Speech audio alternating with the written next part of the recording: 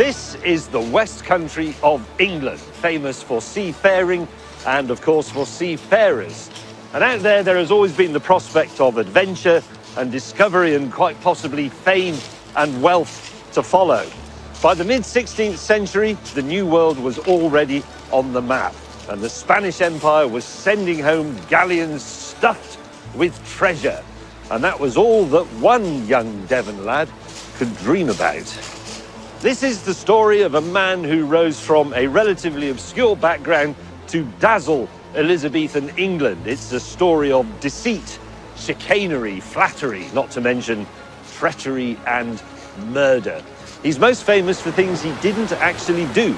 But hey, let's not let the facts get in the way of a good story. The story of Sir Walter Raleigh. The age of the great explorers was one of the most dramatic in history. When men risked their lives, Cast off and set sail. Whoa. Take up on the peak. to seek new lands. We're somewhere north of the dog's arse. Where's the camera gone? Hello. They crossed thousands of miles of treacherous ocean. They built floating fortresses. They mapped the stars. They developed whole new branches of science. Yeah, absolute pish. But were these explorers really heroes or just a bunch of chancers? So miracle he found anything at all, really, and completely made up. Man was a charlatan. And is their legacy one of triumph or destruction? Crikey. Now it's turning a little bit dark. I'm doing a bit of discovering of my own.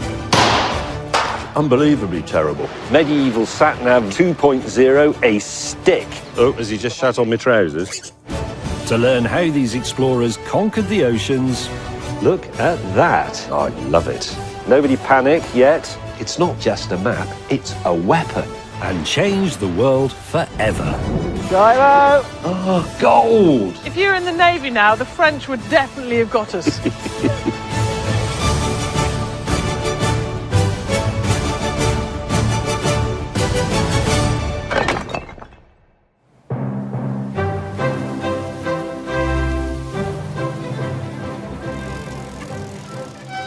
Before we set off on this story properly, I should first admit to a bit of a soft spot for the name Raleigh, because my first bicycle, age 3, was a Raleigh Mayflower, and I loved it. Obviously, I grew bigger, I made my way through numerous Raleigh bicycles, and I learned about Sir Walter, and I liked the association because my rallies were the ways that I went off on great voyages of discovery. But by the time I got to my record ace with its 12 speeds and 531 frame, I discovered that the bicycle and the swashbuckler are not in any way related. And maybe this shattering of my youthful fantasy was a bit of a taste of things to come, because it turns out that the true story of Sir Walter Raleigh is quite difficult to pin down. In popular legend, Raleigh cuts a rather dashing figure, throwing his cloak over a puddle for Queen Elizabeth I, penning great tomes of poetry and prose, and gallivanting off on adventures to the New World. We're told he created England's first American colony, kick-starting the British Empire, and brought home tobacco and potatoes. It's enough to make anyone a national hero. But I suspect a lot of it might be utter bollocks. How much of the Raleigh folklore is actually true? Let's start with what we do know. Around 1553, Walter Raleigh was born here in this house just outside the Devon village of East Budleigh. Now, the family had been wealthy landowners with a massive manor house and what have you, but they'd fallen on hard times. And to make things worse, Walter was the 5th of 5 sons, so there was no inheritance coming his way.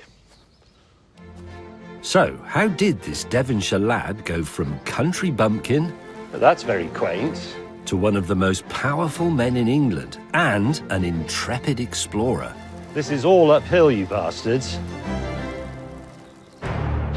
Step 1, go to war. 17-year-old Raleigh, an ardent Protestant, went to fight the Catholics in France and proved himself a worthy soldier, willing to die for the Protestant cause.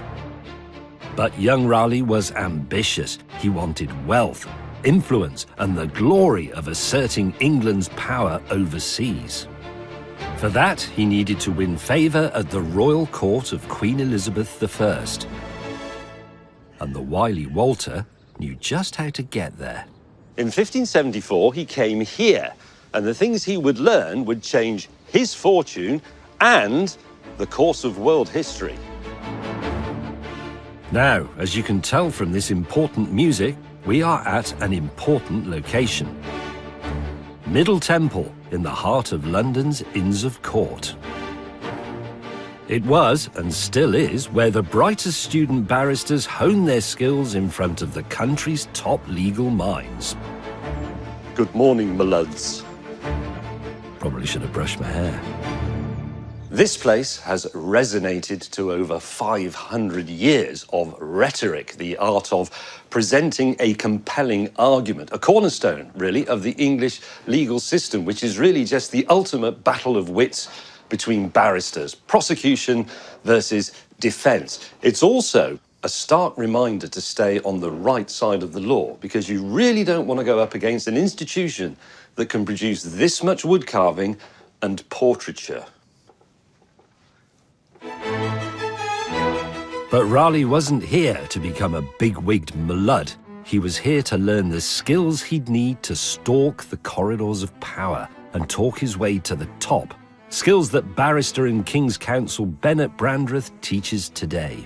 The Inns of Court were not just great places for learning, sometimes described at that time as the third university of England alongside Oxford and Cambridge. They were also incredible networking opportunities. So Raleigh coming here was because he wanted to learn the techniques of having influence at the very highest level. Absolutely.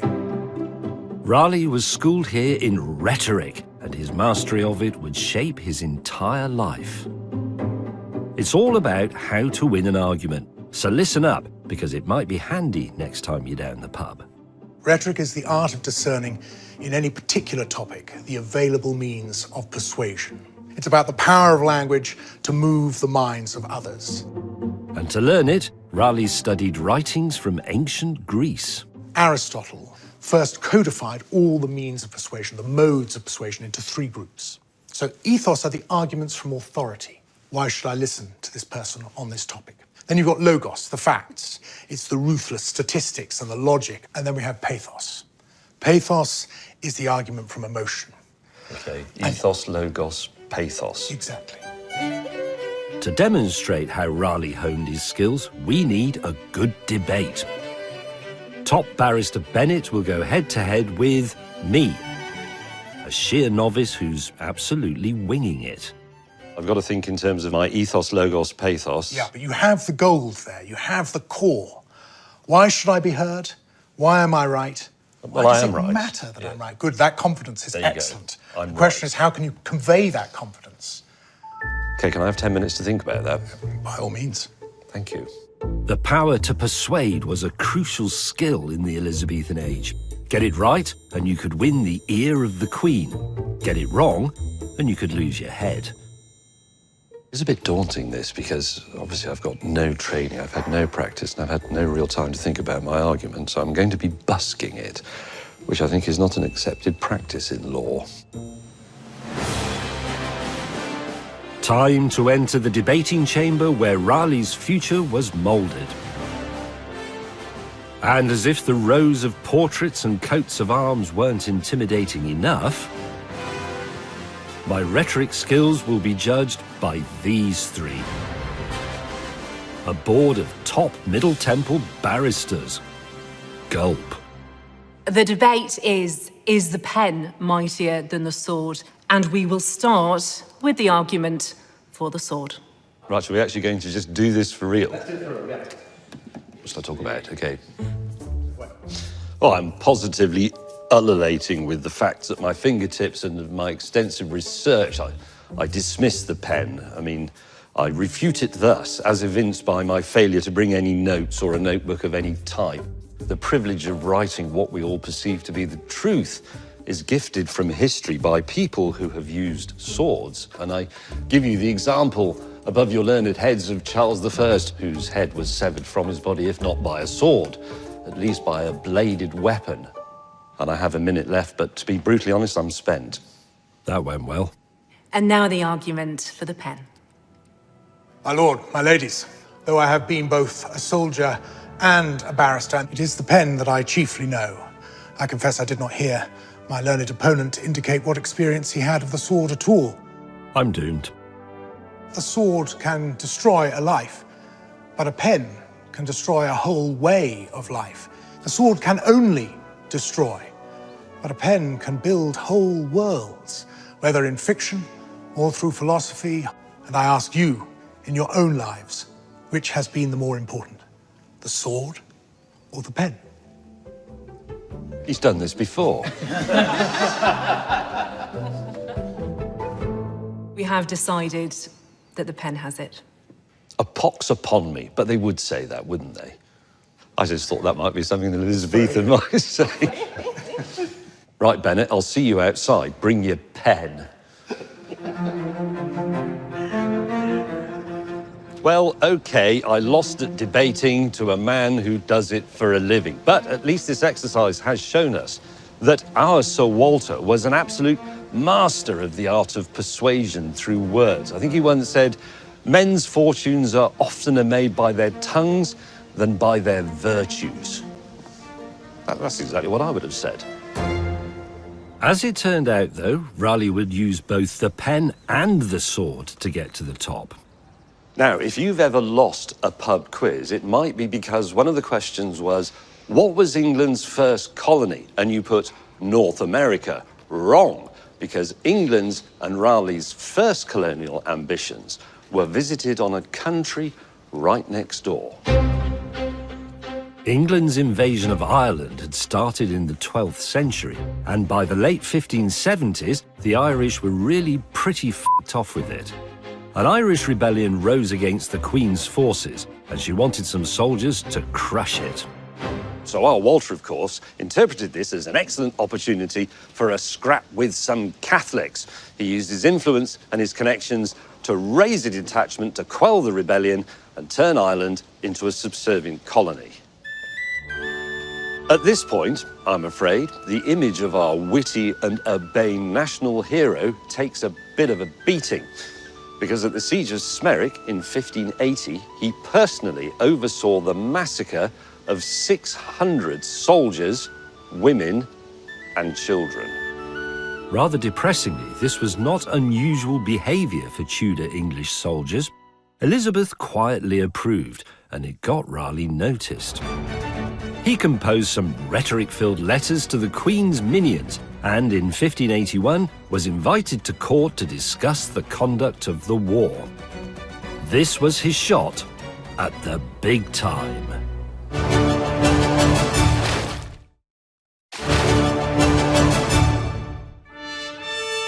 Welcome back, viewers, to 1581, and a momentous time in Walter Raleigh's life. So momentous, in fact, I'm spinning in circles with sheer excitement. Imagine beginning your life in sleepy little East Budleigh, but then making your way here to Hampton Court Palace, the sometime seat of supreme English power, the court of Elizabeth I. If a social media meme had existed at the time, it would have been something like, how it started, how it's going. The Virgin Queen, by now on the throne for over 20 years, had started funding voyages of exploration to the New World. I keep walking. For a young dashing upstart, no, not me, Raleigh, power, influence and cash for expeditions were there for the taking, if you played your cards right.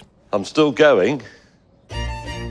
Because I am but a lowly commoner, to navigate this royal minefield, I need some insider help. It's beautiful. It smells of old stuff, doesn't it? From Tudor expert Dr. Joanne Paul. Would our Walter have come in here? Oh, probably. This is where the court, when they were at Hampton Court, would celebrate the Mass, and everyone was expected to attend. But Elizabeth would have been up there, looking down at everyone. Her royal pew was glassed off, And she had little sort of windows that she could open to listen. She was reading letters, conducting royal business up there during the Mass. So you have Elizabeth up there behind her piece of glass doing the crossword or whatever. Yes. But she can, at any moment, make decisions about, yes, you can have some money, no, you can't have a head anymore. And then she receives complaints like the Earl of Walsingham called me a bellend or whatever, and this all goes on in here. Absolutely. Can we actually go up there? I think we can. For Raleigh, this was the ultimate goal, climbing the staircase to courtly success. This is the royal pew. It's very exclusive, it's very intimate. This was a personal monarchy, which meant that physical proximity to the monarch was power. That was how you rose in the court. And looking down, imagine it's like a high school cafeteria. You've got your different cliques down there. You've got your poets, you've got your jousters, your explorers. And Raleigh's got to find his seat at one of these tables. I bet he goes for the explorers. Do you think? Yeah. Well, and might you be invited up? I mean, might she say, come hither, boy? Yeah, she might send down one of her ladies, for instance, to bring someone up. And of course, you'd have to genuflect and do all the etiquette things in order to impress her. And everyone would see you go up, right? That would be a huge mark of favor. Massive points, isn't it? Huge bragging rights. It had been summoned up to the Queen's pew. Wowzers. Must have been quite scary, actually. I once had to go and see the Director General of the BBC.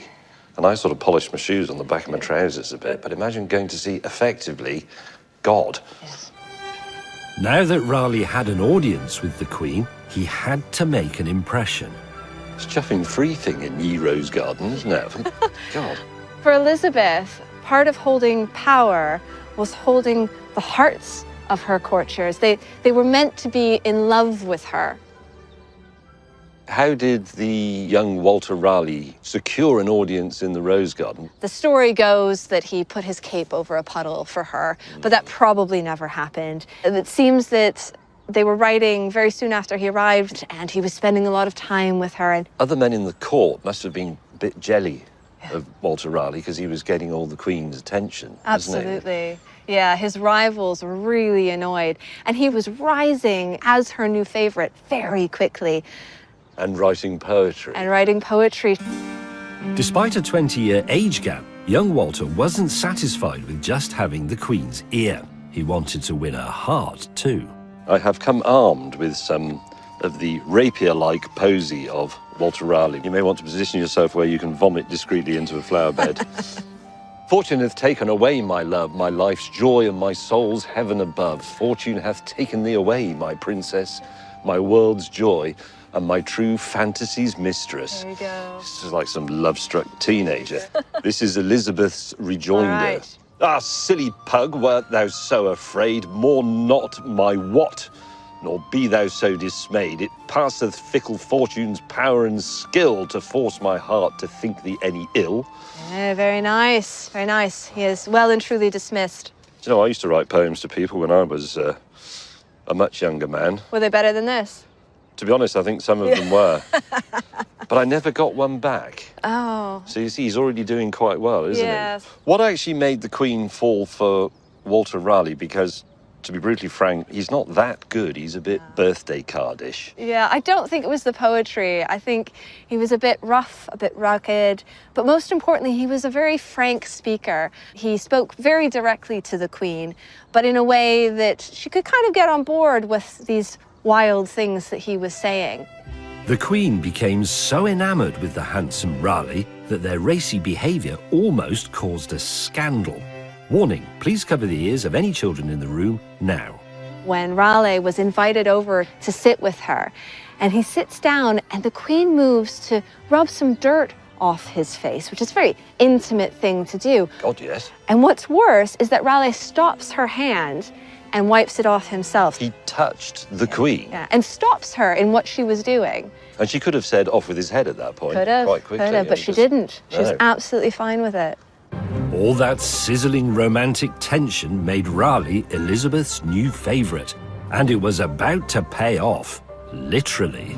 The boy Walter done good. The Queen gifted him a mansion in Dorset and the poshest house in London, and monopolies on wine and woolen cloth. He was made Lord Warden of the Stannaries, that is all the tin mines in the West Country, and Captain of the Queen's Guard. Oh, and he was also gifted 40,000 acres of other people's land in Ireland, which he promptly turned into a very lucrative plantation. The Devon boy had arrived. However, there was a vital piece of paper standing between him and changing the course of England's and the world's history forever. Walks off mysteriously. Vast wealth? Tick. The Queen's ear? Tick. Now the West Country lad could tackle his greatest ambition, becoming an explorer. But for English seafarers at the time, the line between exploration and piracy was a very blurred one. And Raleigh had a distant cousin who knew all about that, fellow Devon lad and captain of the most famous English voyage yet, Sir Francis Drake. This is a replica of his ship, the Golden Hind, the first English ship to circumnavigate the globe, and of such repute that it was also the subject of the first ever Airfix model.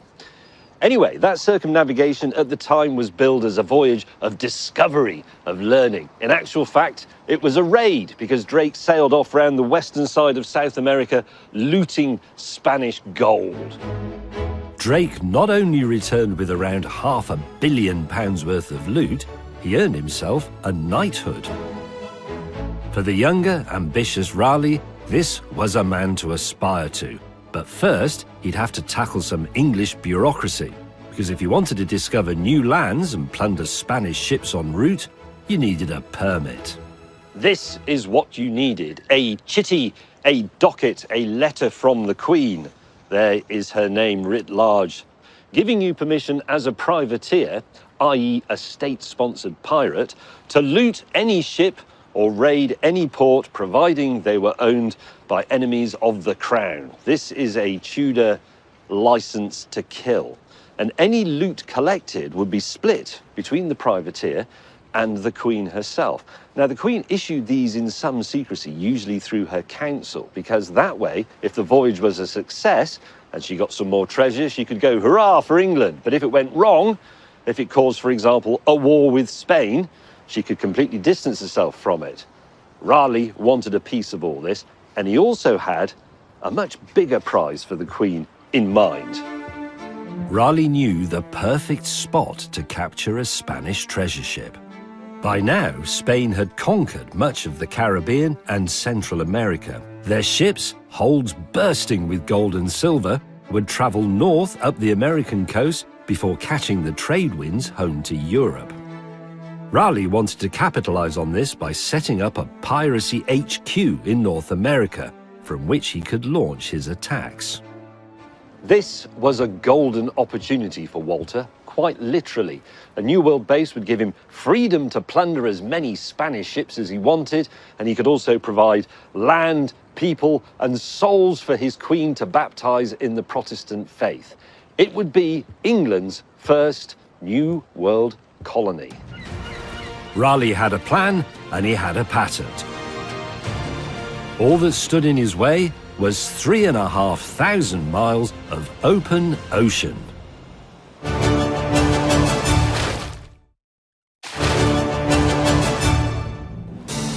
You rejoin us, viewers, in 1584, a very exciting time for Walter Raleigh. He's won a permit from the Queen to establish England's first New World colony. But how is he going to find his way to the right spot, 3,500 miles across the Atlantic, in a time of rather rudimentary navigational know-how? Second star on the right and straight on till morning. Those were Peter Pan's instructions for reaching Neverland. And to be honest, up until the invention of sat-nav in the 1990s, navigation at sea was pretty much like that. It's that time in the programme when we get in a boat and do some sailing. Permission to come aboard, Skipper. Our task is to test the leading navigational instruments of Raleigh's day.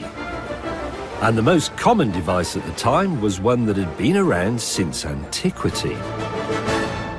It's called an astrolabe, normally made of brass. This is a laser-cut wooden replica made for us by Alan, who is our vintage navigation correspondent. It's like a miniature map of the heavens that you can carry around with you. This side will tell you all sorts of stuff about stars, but most importantly, this side will allow you to measure the angle of the sun above the horizon. And if you do that at midday, you can work out your latitude, how far north or south you are. Now, that all sounds very simple, but actually it's very tricky because I've got to try and allow it to hang vertically from there and arrange this so that the sun shines through that hole, which is a bit like a camera obscura, and form a little shiny disc on that one.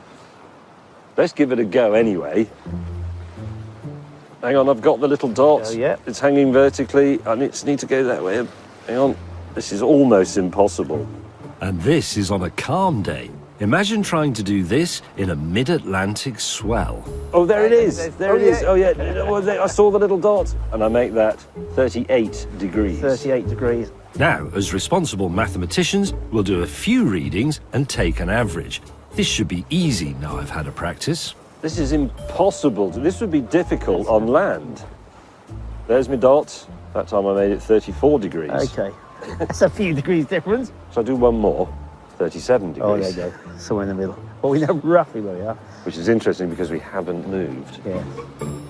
Time to head below and check where the astrolabe thinks we are. That comes out at a latitude of 48.5 degrees. 48, and oh, it's right at the bottom. Northern France, near Brest.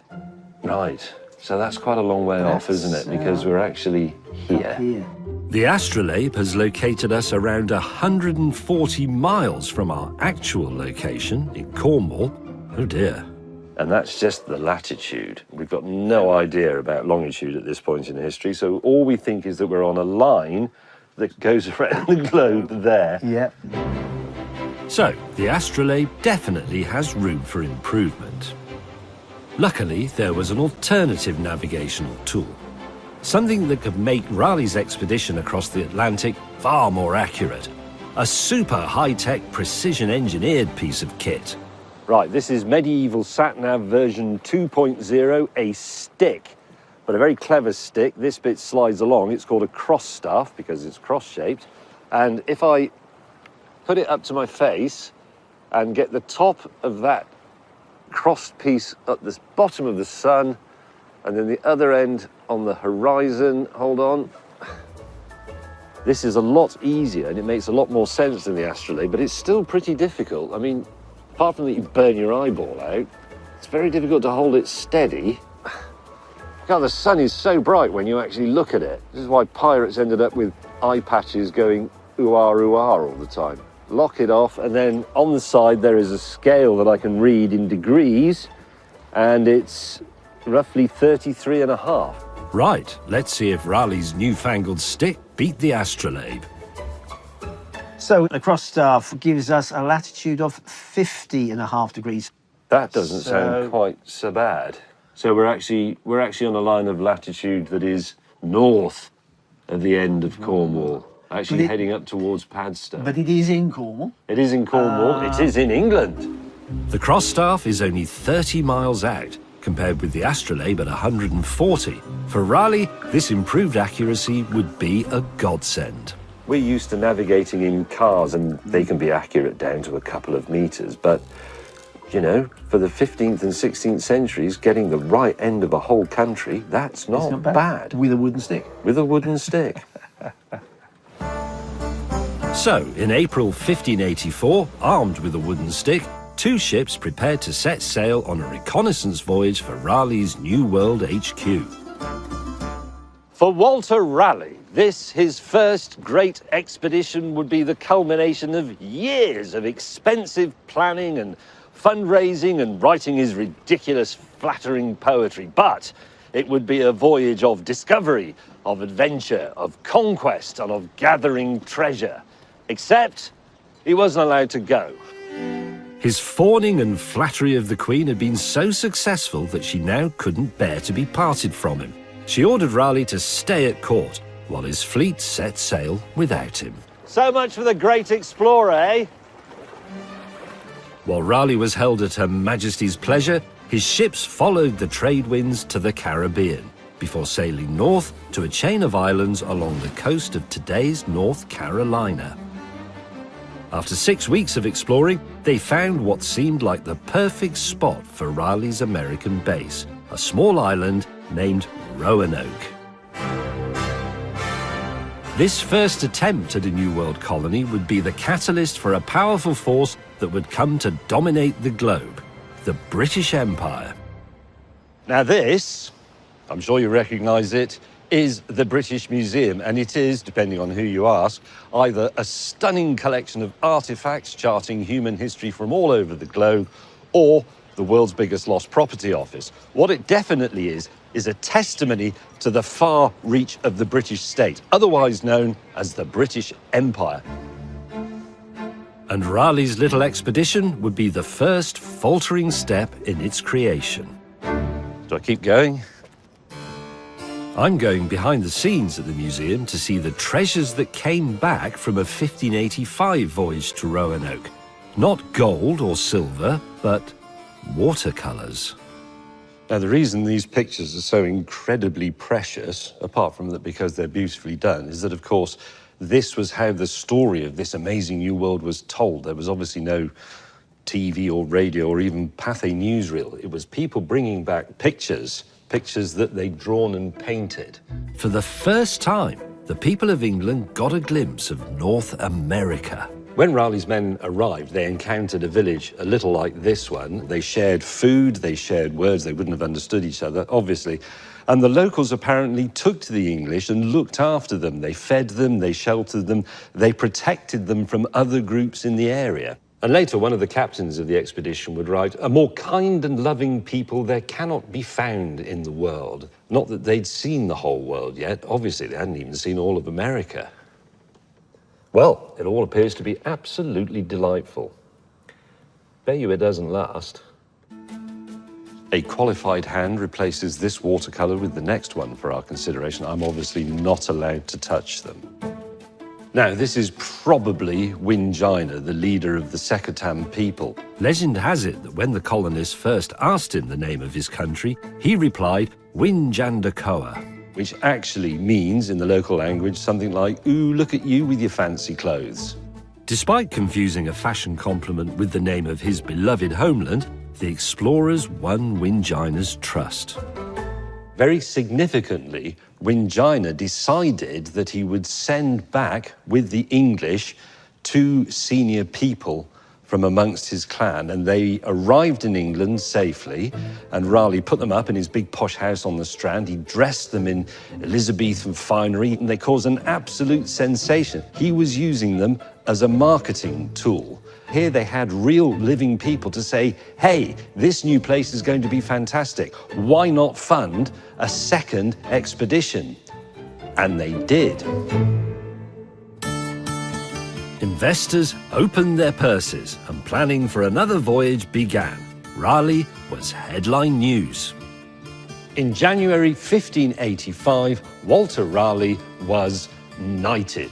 Soon after that, he also assumed the title Lord and Governor of Virginia, naming the new colony after his beloved Virgin Queen.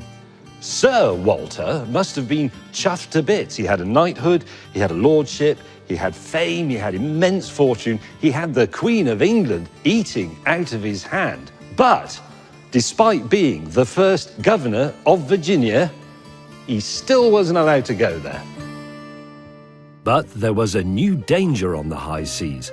Catholic Spain had had enough of the English looting their ships and backing Protestant rebels. Open war was about to break out. Raleigh's second expedition now faced the prospect of sea battles, and his new colony would need a heavy defence against the threat of Spanish attack. His answer?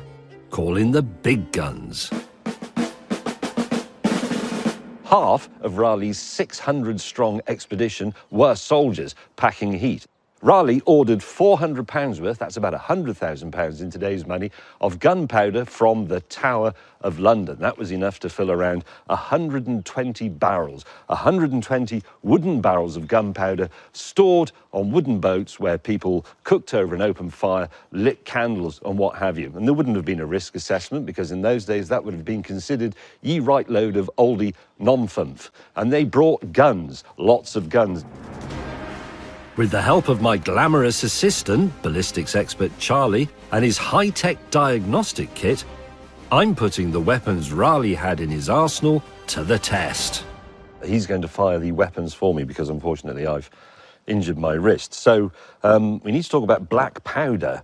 Can I dispense a little bit? You can, yeah. Look at that.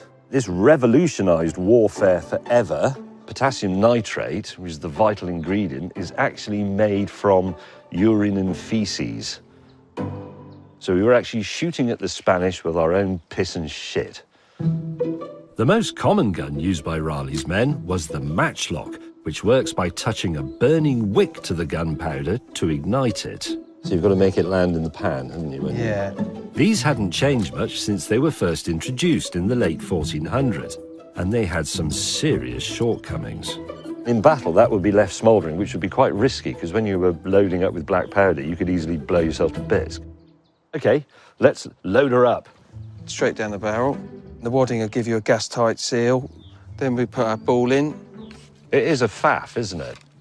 I mean, to be honest, a good enemy could just run up and kick you in the bollocks while you do. Yeah. But once we're loaded, Safety on.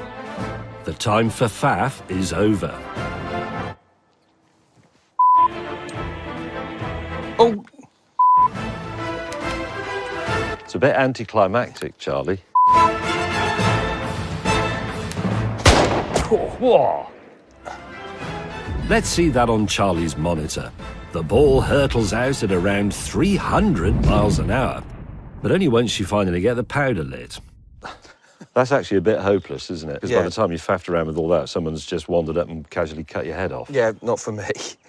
Luckily for Raleigh, a new gun technology had recently been invented, OK, does it need a little prime in the pan?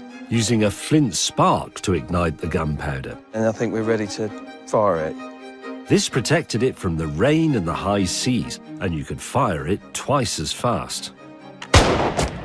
I like that because you can be pretty certain it's going to work compared with the matchlock.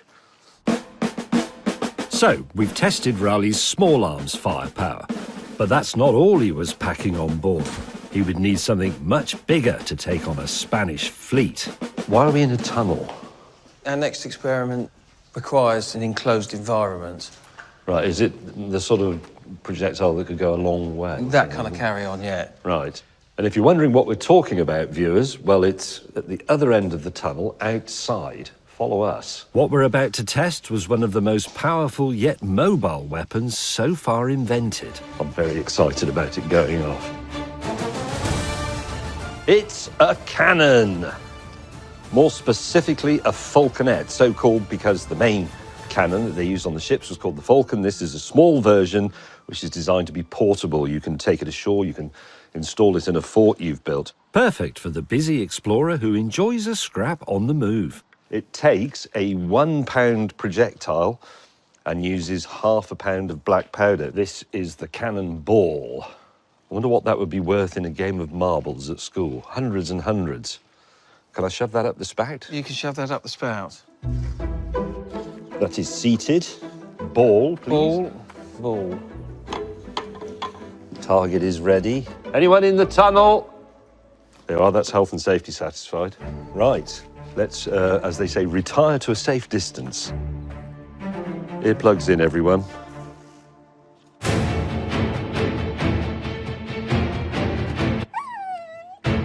Stand by. Firing. 3, 2, 1. That's a proper bang. Hang on, you've completely obliterated it. Where's the target? It's smashed it. That's a £1 cannonball. That's a small one, a falconet. I think it was a pretty good shot, to be fair, considering it was a cannon. It's tremendous. Charlie's team are on the case with an action replay that Raleigh could only have dreamed of seeing. That is a state-of-the-art Tudor weapon. This is state-of-the-art 21st century analysis, including slow motion. Wow. Oh. Piece of wood finds out. What velocity was that? 230 metres a second. So that was by far the fastest thing in the world in Raleigh's time, wasn't it? I mean, by a long, long way.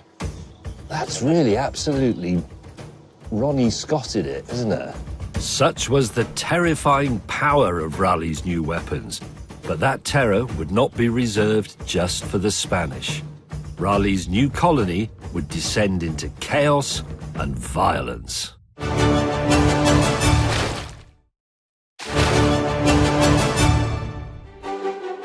Welcome back, viewers, to 1585.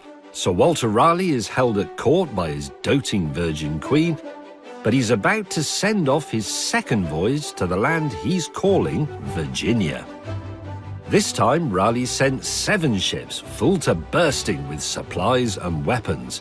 They swung by the Caribbean for a spot of plunder before heading north to set up base on Roanoke Island. But just as they arrived, the ship carrying all the food ran aground on a sandbank, and their supplies were lost. Unable to feed themselves, the starving settlers began bullying the locals into sharing their precious food stores. Unsurprisingly, Chief Wingina soon got fed up with his English house guests. The situation called for a tactful diplomatic response. So what did the settlers do? When a cup went missing, they burned down a local village. And when Chief Wingina withheld provisions as a protest, they shot him and then cut his head off for good measure. Relations with Wingina's tribe had now descended into violence, and the colonists were still starving. When a passing English ship stopped by to check in on them, the settlers jumped aboard and fled for home. Raleigh's New World colony was an utter fiasco, and his reputation was in tatters. Well, it should have been. But the facts were no match for his skill at spin doctoring. Raleigh hastily commissioned a book giving a behind-the-scenes peek at his fantastically successful and glamorous colony. He talks about all the fine things that are available there, like cedar, wine, oils, furs, copper, pearls. It's just abundant with great stuff, and especially food. And they talk about beans. They loved the beans, the English, and said they were in taste the equal of our English peas. So Raleigh's thinking essentially was that he wanted to make this new place exciting, exotic, alluring, an adventure. But he also wanted to emphasize that it was safe and friendly, a bit like saying, you know, back in the 1960s, come to the Costa del Sol. It's warm, it's fantastic. But don't worry, because you can get egg and chips. He seems to have left out the bit about the starvation and the chief they'd beheaded, and put in a bit about the Secretan people that says a lot about England's ambitions. It says that the people may be quickly brought to civility and true religion. And here's a very telling passage. Now, this is what the indigenous people were thinking, that there were more of our generation yet to come to kill theirs and take their place. That was the fear of the locals. And they were right, weren't they? They were right to fear that. Raleigh's propaganda attracted eager new colonists in their droves. And seduced by his PR, 117 civilians, men, women and children, signed up for it. And in 1587, the third expedition set sail. And guess what? Walter Raleigh, again, was not with them. At first, things went well. They fixed up the old colony's abandoned wooden fort, built some huts, and there was even a new baby, the first English child born in the Americas. Ah, didn't last, though. After a couple of months, it was the same old, same old. The settlers were starving, the locals were hostile, so John White, the settlers' leader, hot-footed it, if that were possible back then, back to England to organise supplies and equipment for a relief mission. But there was a problem. Open war had finally broken out with Spain, and in 1588 they sent the Spanish Armada to invade England. This would be one of the biggest naval battles the world had ever seen, and every last English ship was needed.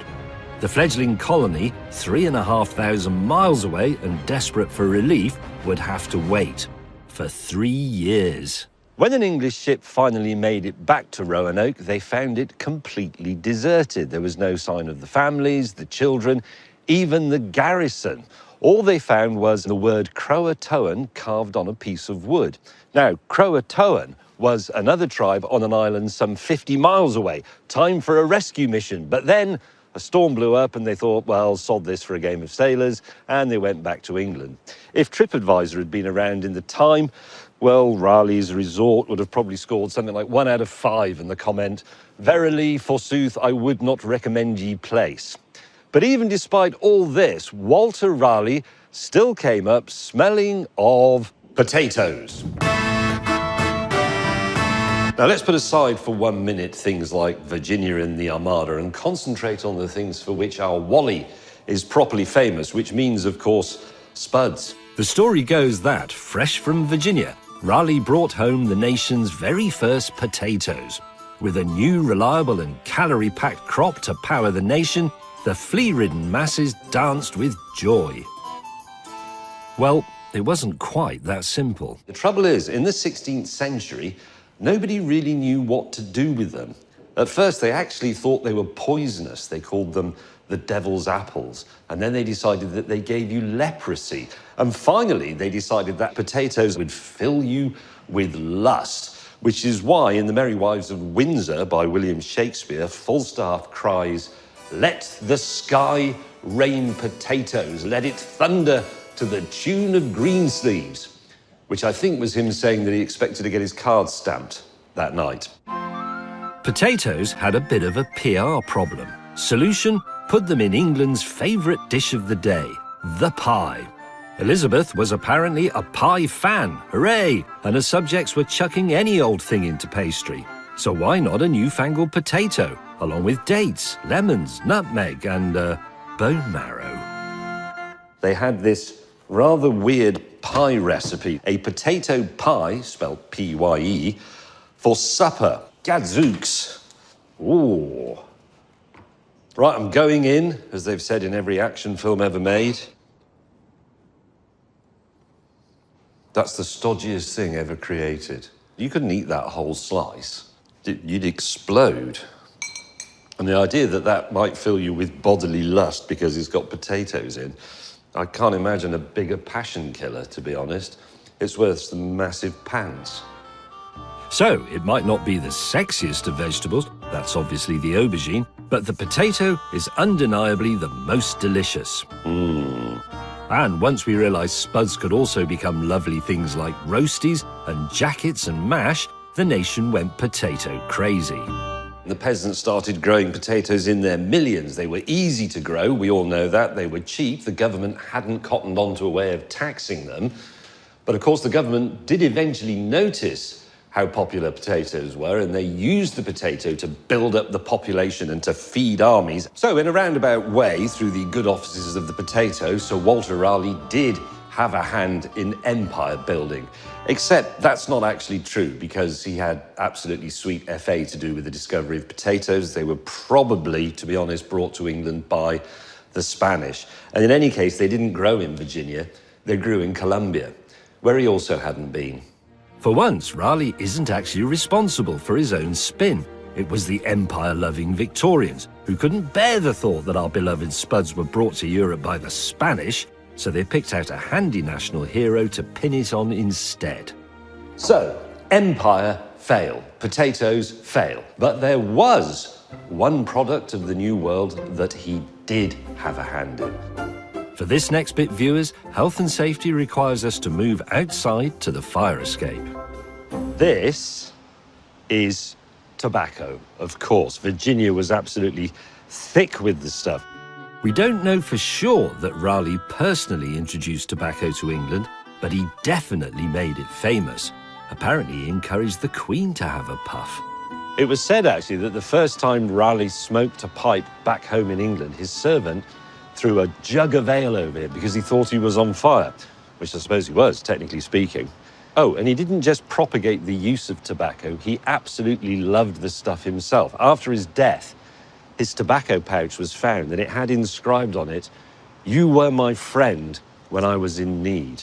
Finally, something Raleigh actually succeeded at. So I suppose you could argue, actually, that our hero has ultimately been responsible for tens of millions of deaths and bronchial disorders and smelly jumpers. But, you know, if he hadn't done it, somebody else would have.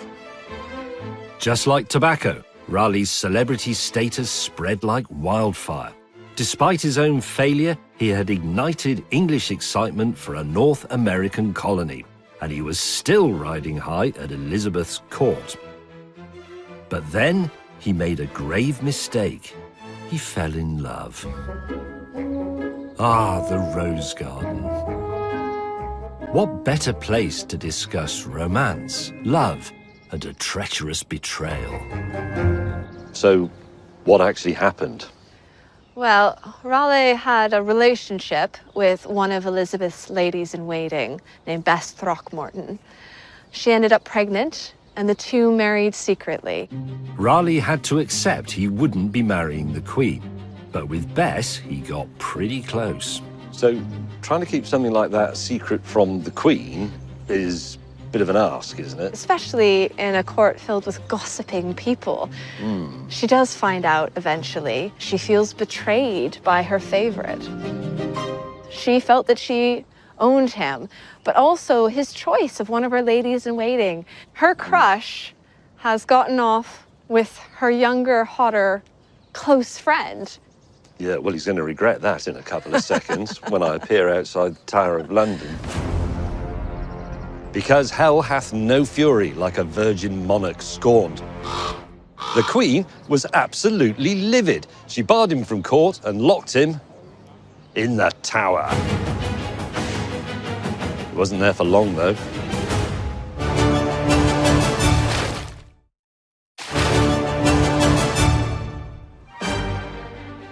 You rejoin us, viewers, at a troubling time for our faltering hero. It's 1592. Queen Elizabeth has locked Raleigh in the Tower for secretly marrying one of her ladies-in-waiting. But luckily for Raleigh, one of his raiding fleets arrived home with the biggest single haul of pilfered treasure ever known, which proved too enticing to the ship's crew, who started disappearing with bits of it, including the Queen's share. So Walter was let out of prison to go and round up the missing loot. And because he was still barred from court, that meant he could actually go on a real adventure, potentially the most lucrative of his life. Raleigh had heard a tantalizing tale, the greatest legend of the age of exploration, in fact, that, if true, could make him the richest man in England. A rumour was doing the rounds, one of a city of pure gold, the legend of the lost city of El Dorado. Raleigh was determined to find it, so he raised £60,000, that's about 10 million quid in today's money, and because he'd fallen out of favour with the Queen, he was going to go himself. The clock was ticking, as the Spanish were also rumoured to be looking for El Dorado. In 1595, he set off from Plymouth, charting a course from the Canaries to the mouth of the Orinoco River in present-day Venezuela. Finally, Raleigh was on an expedition. He knew, as he put it, that people found him too easeful and sensual to undertake a journey of such great travail. So he marched up the Orinoco River and gave some Spaniards a good shoeing. And he also found gold, or at least that's what he wrote to the Queen. "This area hath more gold than the best of the Indies," he said. What he'd actually found was iron pyrites, fool's gold. The Queen was not amused. Elizabeth clearly wasn't going to fund any more expeditions, but Raleigh didn't give up that easily. He would raise it from the gullible public instead. This is Walter's version of fake news. His book, The Discovery of the Large, Rich and Beautiful Empire of Guyana. It's beautifully written, it's lavishly illustrated, it's complete bullshit. It's really a sales pitch, because what he wanted to do was persuade people to invest in his voyage because of this marvellous land that would await them if they took part. And I'm going to read you a bit from it, because it's fantastic. It says, more rich and beautiful cities, more temples adorned with golden images, more sepulchres filled with treasure than either Mexico or Peru, and the shining glory of this conquest will eclipse the Spanish nation.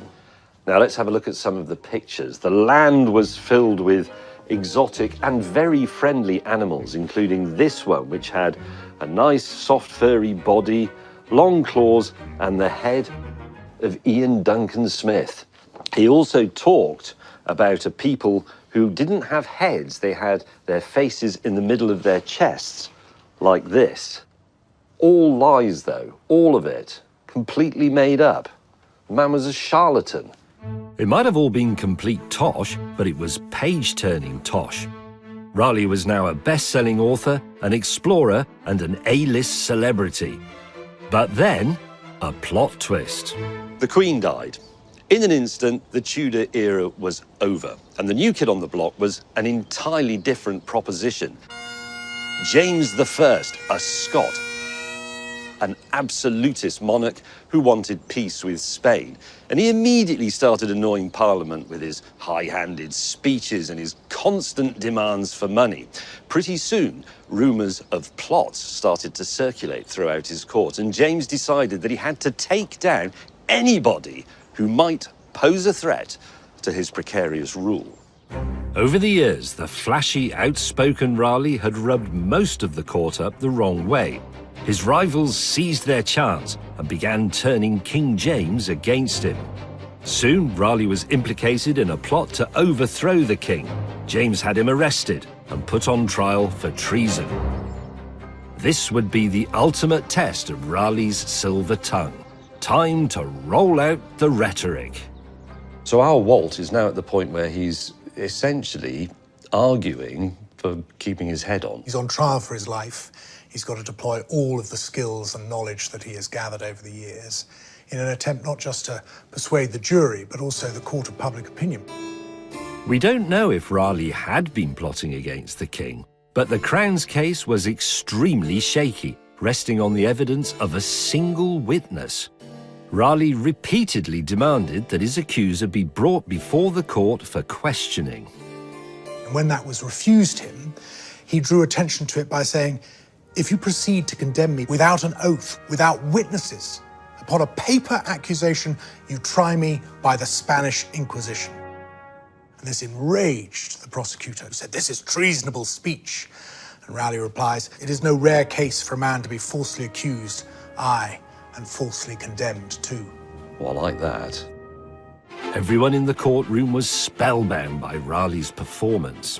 One commentator said that before the trial, he would have ridden 100 miles to see Raleigh hanged, but after hearing him, he would have ridden 1,000 miles to save his life. That was the power of the rhetoric that he deployed that day. The public didn't get a vote, though, and the trial was fixed. Raleigh was found guilty and condemned to death. But his defiant performance had elevated him to national hero status, and fearing public outcry, King James was forced to spare him the axe.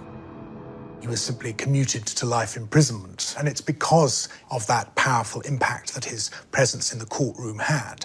So the pen did turn out to be mightier than the sword, then? On this particular occasion, absolutely. But while Raleigh may have weaseled his way out of a beheading, he was still thrown in the Tower of London. Bet you he can't talk his way out of this one.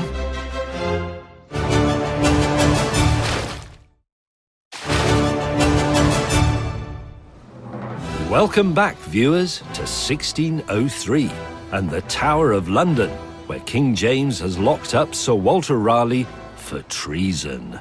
Raleigh, the great adventurer, spent 13 years here in the bloody tower, and presumably it didn't take him very long to explore his 2 rooms, so he resorted to what had always helped him in the past.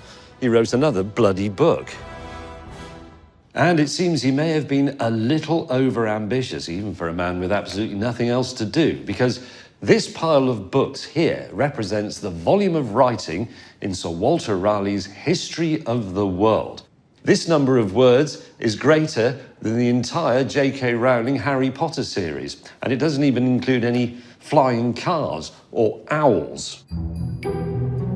It did, however, include some light roasting of the monarchy, with zingers such as describing a previous king, Richard III, as a spectacle of shame and dishonour. So scandalous was its tone that it became a bestseller, until the king got a copy for Christmas. This, of course, annoyed James, and he had it banned, saying that it was too saucy in censuring the acts of princes. Crikey. I mean, I've sat in a few historic prison cells, and many of them are smaller and damper and more windowless than this one, but even so, what has he got? A grimy window and his boring book to write for 13 years. 13 years. I'd have cut my own head off. But, as befitting a man of national hero status, Raleigh's prison cell also came with a small garden, which he swiftly realised he could use to claw back some influence by reinventing himself as a pharmacist. He grew plants from the seeds he collected on his travels, and he turned a small hen house into a laboratory where he concocted potions to cure, amongst other things, sore eyes, piles, and diarrhea. And quite by chance, some of the recipes are here in the herb beds. Here, for example, is the simple remedy for ye piles. For the piles, take the oil of shoemaker's shreds made by boiling them in water. Beat this oil with the herb mullet and apply it. Also, if you burn frankincense and set it in your stool, that the fume may come to the fundament, i.e. go up your jacksie, it cureth them or the emerods.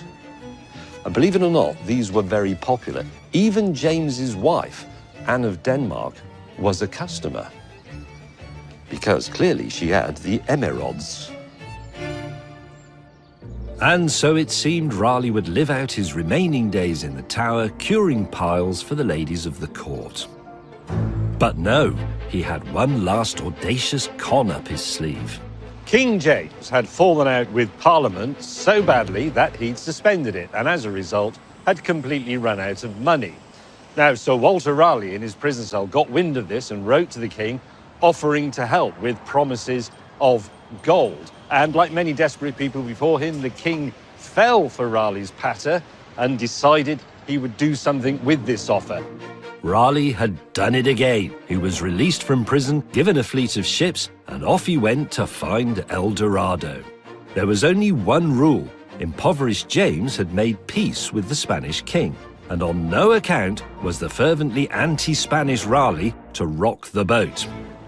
Raleigh set sail, but this time things didn't go so smoothly. The fleet was blown off course by storms, hitting South America 700 miles east of their destination, and they were forced to crawl up the coast to the Orinoco River. Then Raleigh came down with a terrible case of the ague and was laid up in his cabin when the fleet arrived. He sent his men upriver to find gold, but instead, flouting the explicit orders of King James, they looted and burned a Spanish outpost, killing 3 of its inhabitants. King James was furious and accused Raleigh of trying to start a war with Spain. And there was, of course, no gold. It was a colossal cock-up, and it sealed Raleigh's fate. This time, unfortunately, his silken tongue could not save him. And so it turned out, before Raleigh could write another book or perfect a medicinal cure for flatulence, he was beheaded, just over there, the other side of St. Margaret's Church. And he was buried here as well. Or most of him was, because even in death, he could create a story. His devoted wife, Bess, carried his severed head around with her in a bag for the next 30 years. And just like his severed head, Raleigh's influence lived on. His king-bashing books and defiant speech from the scaffold would inspire future anti-monarchists, particularly Oliver Cromwell, who 30 years later would behead King James's own son, Charles. Raleigh's genius rhetoric would strike its final blow from beyond the grave. But what did his voyages achieve? Was Sir Walter Raleigh a great explorer? Well, it seems he didn't go on half the expeditions, and although I've said he was the catalyst for the British Empire, most of his attempts at colonisation were a bit dismal, let's be honest. It was while Raleigh was locked up in the Tower that England's first real American colony was established, Jamestown. But at least Raleigh's naming of Virginia stuck. And what did he discover? Well, not potatoes, as it turns out, not tobacco, not a city of gold, and even the bicycle isn't named after him. Most of those fantastical images of Raleigh were just made-up rubbish, inventions of an era that loved a bit of colonial propaganda. I think he might have been a bit of a wide boy, a bit of an arch manipulator with an unhealthy taste for violence.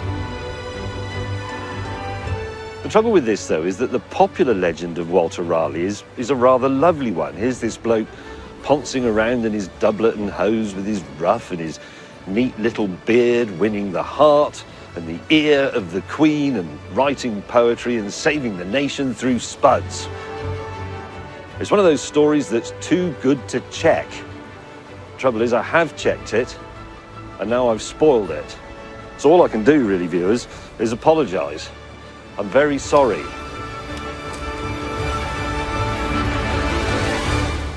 Join me in the next episode when I spoil Captain Cook for you.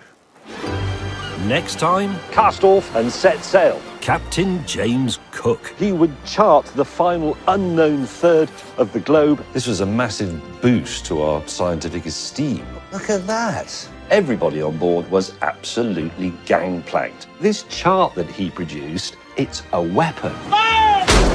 The British invented time. It's ours. Right, James, put some effort into it. I think the dog does better than this.